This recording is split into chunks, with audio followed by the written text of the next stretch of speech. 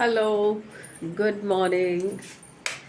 सुबह के बज रहे हैं पूरे 7:30, अगर दिख रहे हो तो।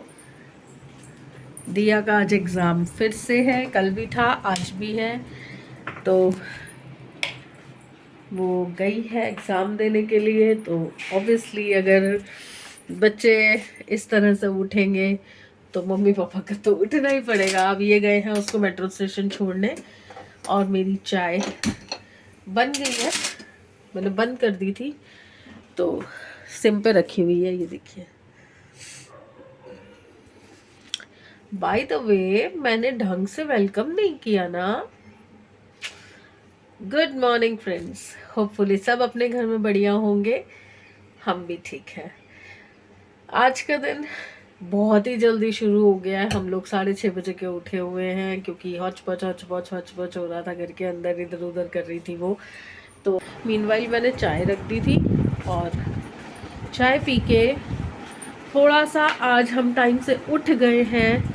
तो हमारा भी मन था कि आज हम चल ले नानकप्यो गुरुद्वारे, पर फिर वही प्रॉब्लम, समृत खेलने चला गया है, दिया एग्ज़ाम देने चली गई है, और कोको को बांध के जाना अच्छा नहीं लग रहा। तो समृत ने बोला कि आप जब निकलोगे तो मुझे कॉल कर देना, मैं वापस आ जाऊँगा। तो सोच रही हूँ 9 साढ़े 9 बजे तक निकल जाएंगे, अभी तो 7:30 ही हुए।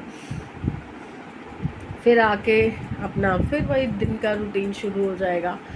और ये देखिए साहब मेरे पीछे पीछे क्यों पीछे पीछे घूम रहा है, क्यों पीछे पीछे घूम रहा है, क्यों पीछे पीछे घूम रहा है? इतना बड़ा फट्टू है। रात को यहाँ जागरण हो रहा था, तो जो माइक की आवाज़ आ रही थी ना, लाउड स्पीकर की आवाज़ आ रही थी, उससे इतनी इसकी हालत ख़राब हो रही थी। काँप रहा था, ऐसे थर थर थर थर काँप रहा था। और अब देखो कैसे बब्बर शेर बन रहा है। अब देखो कैसे नाच रहा है आगे पीछे। एक वहाँ से अगर आपको क्लियरली नहीं दिखेगा, वरना वो सामने बीच वाली विंडो से ये मेरा सूर्य भगवान जी साफ दिखाई दे रहे हैं, साफ क्लियर। कैसे दिखा सकती हूँ मैं आपको, दिखाती हूँ। देखिए सेंटर में जो ये चमक रहा है ना, ये सूर्य देवता है। हेलो, 12 बज गए और हम आ गए अपना नाश्ता बनाने। और नाश्ते में बन रहे हैं आज मूली के पराठे। तो मूली का बैटर मैंने तैयार कर लिया था, और अभी बस पहला पराठा ही डाला है तवे पे।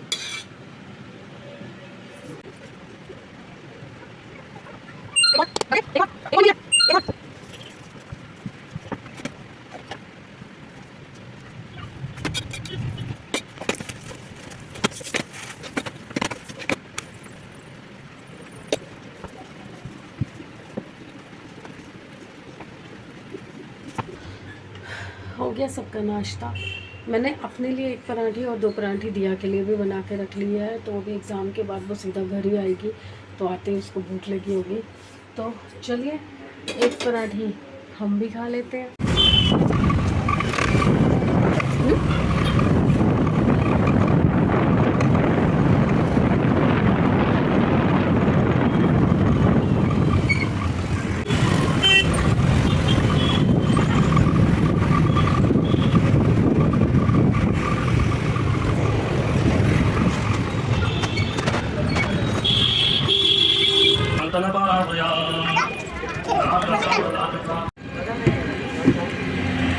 रास्ते में चलते चलते भूख लग गई, तो भूख का इलाज रबड़ी फलूदा।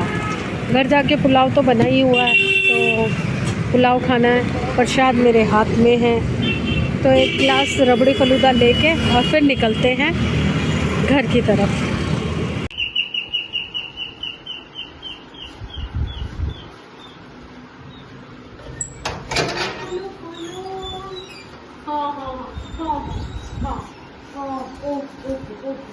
कहाँ गए थे भाई? हाँ, वो भी यही पूछ रहे कहाँ गए थे। बहुत जरूरी काम से गए थे ना, बहुत जरूरी काम से। अरे क्या हो गया कोको? ओहो, गुस्सा गुस्सा कर, डाल दे, सूट छिल मारा, डाल दे। हाँ बस बस बस। चलो चलो अंदर आ जाओ, चलो चलो आओ। फिर कहाँ का होके आया? पहले गए थे भैया के घर, वो दीदी की डेथ का पता चला था ना, तो जाना तो था ही। फिर पहले गुलशन पापा के घर गए, फिर उसके बाद गुरुद्वारे भी जाना था, तो गुरुद्वारे गए और पूरा वो एरिया घूम के आए। कल्याण विहार वाला प्रसाद देना था ना, जो बोला हुआ था सामान गुरुद्वारे में, तो सारा कल्याण विहार घूम के आए। मैं पापा को कह रही हूँ, मैंने कहा बचपन की सारी गलियां, ये कृष्णा गली, गुप्ता कॉलोनी, मैंने कहा सारी याद आ गई मुझे वहाँ पे। और वही है, अब कहाँ ही जाओगे, कितने टाइम बाद गई मैं, काफी टाइम बाद, साल भर तो हो ही गया। तो पापा को कह रही थी, मैंने कहा महीने में एक बार तो खाली चक्कर लगाए आएंगे, गली थोड़ी किसी के बाप की है। और क्या है ना। चल, हमें वो फलूदा भी लेके आए हैं। अच्छा। ला रहे पापा, और तेरा प्रसाद भी पापा के पास है। अच्छा, आ रहे पापा। ठीक। हेलो जी, आ गए, घूम लिया, मिल लिया सबसे, और अपने बचपन की गलियों में भी थोड़ी सी तफरी मार आई। बहुत दिल को सुकून मिला, ऐसे लगा जैसे अपनी मम्मी पापा के घर पे ही हूँ। ठीक है, अच्छा लगा। पर पता नहीं क्या है शरीर को, अब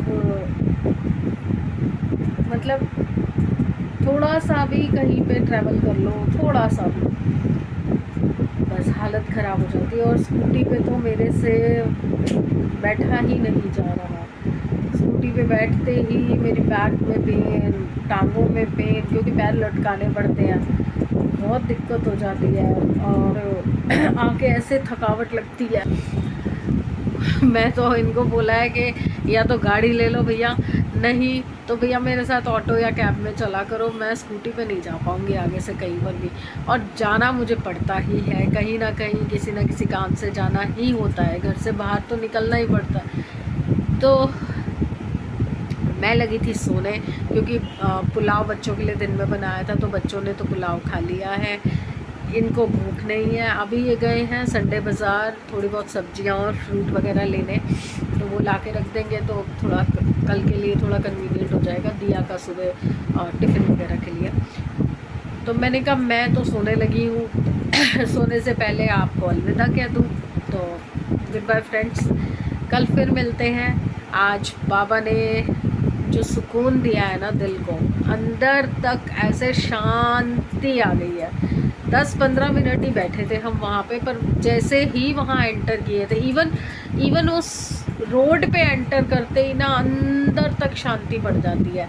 मैं कितने ही दिनों से अंदर से परेशान चल रही थी, कई सारी चीज़ें चल रही हैं, कुछ चीज़ें आपसे शेयर भी की हुई हैं, कुछ चीज़ें नहीं भी बताई जाती हैं, तो बहुत सारी चीज़ें चल रही हैं लाइफ के अंदर।